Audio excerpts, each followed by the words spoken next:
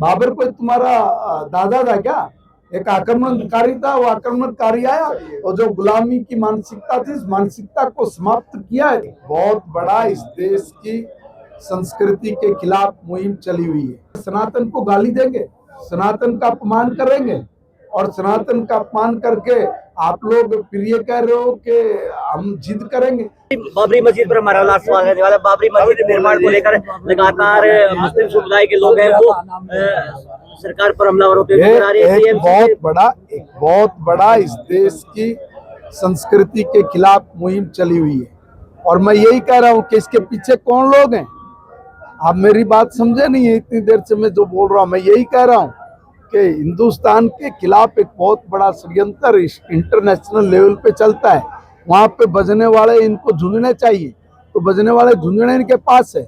उसी का एक पार्ट ये भी है। आप एक बात बताइए, सनातन को गाली देंगे, सनातन का अपमान करेंगे और सनातन का अपमान करके आप लोग फिर ये कह रहे हो कि हम जिद करेंगे।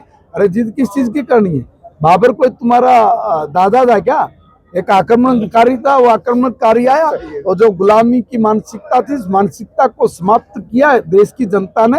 करोड़ों करोड़ों लोग अयोध्या गए, उन्होंने उस ढांचे को गिराया और ढांचा गिरा के वहां पे आज भगवान श्री राम की जो भव्य मंदिर बनाया है और उस पर जो पताका भी चढ़ी है, वो भारत की शान है, वो भारत का गर्व है।